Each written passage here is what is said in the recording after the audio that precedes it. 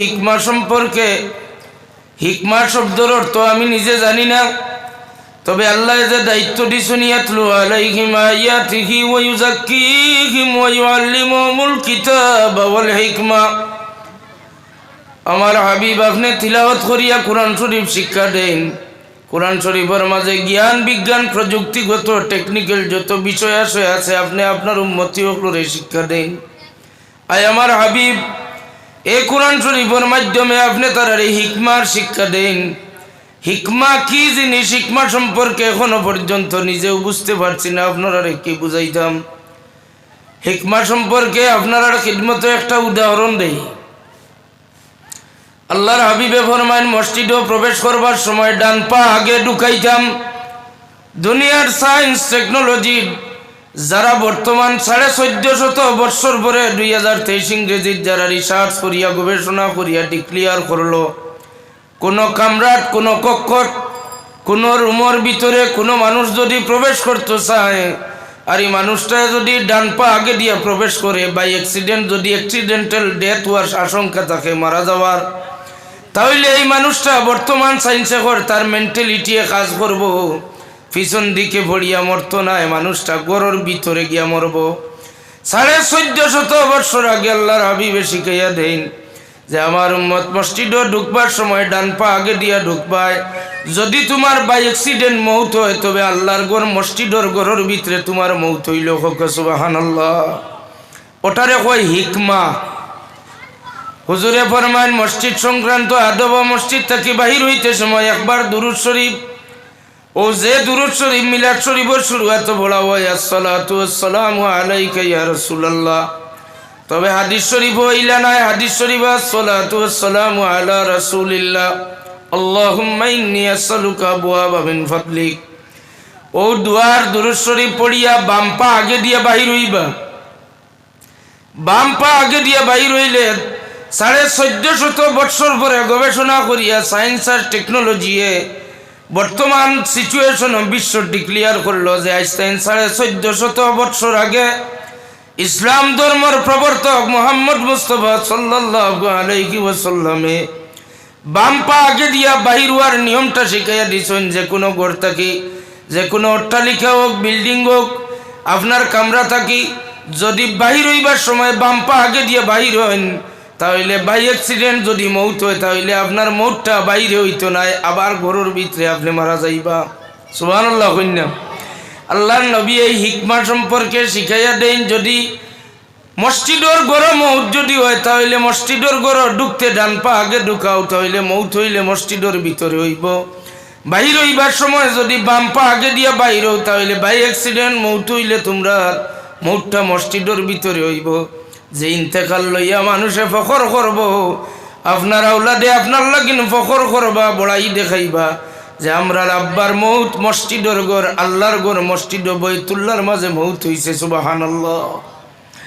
Aqua এর ঠিক against আর একটা মশলা, টয়লেট বাথরুমে ঢুকবার আগে আল্লাহর হাবিবে দুয়া শিখাই দেন আল্লাহুম্মা ইন্নী আউযু বিকা মিনাল খুবসি ওয়াল খাবাইস। আমার উম্মত করে টয়লেটে ঢুকবার আগে তোমরা বাম পা আগে দিয়ে প্রবেশ করিও।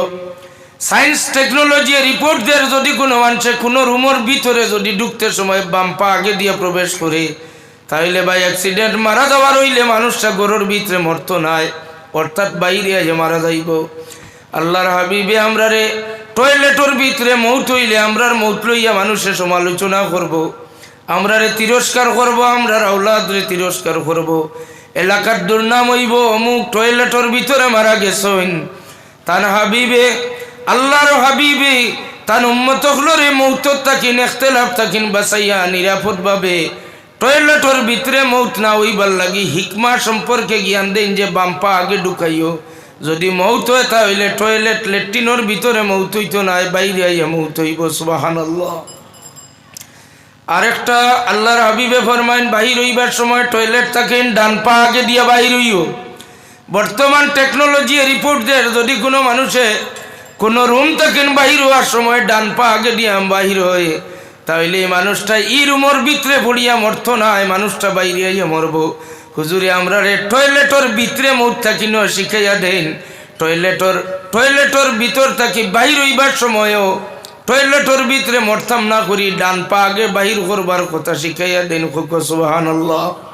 হাজিরিনে কেরাম, হিকমা সম্পর্কে আরো অনেক কথা হল আছে। এদিকে আলোচনাত গেলে আমার মূল বিষয়ের আলোচনাত আমি যাইতাম পারতাম না।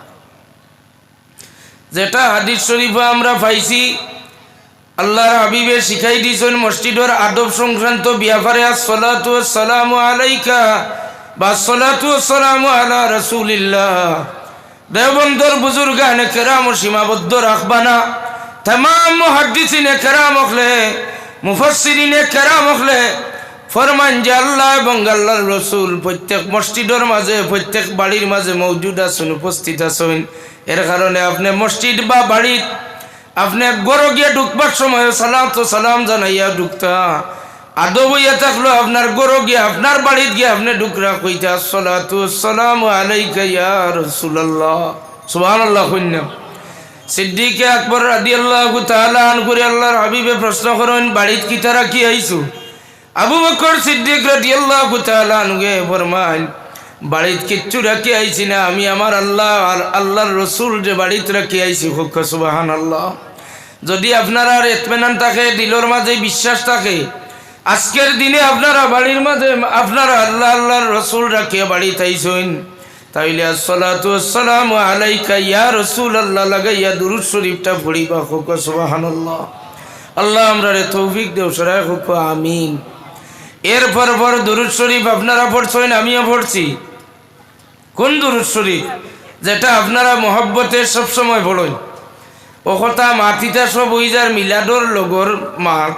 আসলে উদ্দেশ্য আমার এটা নাই, নতুন জায়গাতে আইছি যে মিলাদও যেটা করেন এটা দলিলও আসেনি, ওখান দেখানি আমার উদ্দেশ্য নাই। আল্লাহ জানের আমার দিলর খুলুসিয়ত। তবে আমার কাছে ওটাও লাগে যে বা যারা যে কোনো দল যেটাও করে তার একটা তো দলিল আছে। এর কারণে এইটার দিক দিয়ে আপনারা কেউ কেউরে টুসাটুসি করবা না, কেউ কেউরে ধাক্কাধাক্কি করবা না। বর্তমান সিচুয়েশন বিশ্বর আর ভারতের পরিস্থিতি সার যে ঐক্যবদ্ধ হইয়া থাকতে আসানি না। দুরূদ শরীফ যেটা আপনারা পড়েন আমরা পড়ি, আল্লাহুম্মা সাল্লি আলা সাইয়্যিদিনা ওয়া মাওলানা মুহাম্মদ ওয়া আলা আলি সাইয়্যিদিনা ওয়া মাওলানা মুহাম্মদ। ও যে দুরূদ শরীফটা বুখারী শরীফে আছে।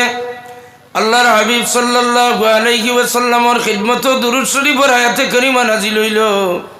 সাহাবায়ে কেরাম রে আল্লাহর হাবিবে ফরমায়েন, দুরূদ শরীফ পড়ো, আমার উপরে দুরূদ শরীফ পড়া লাগবো।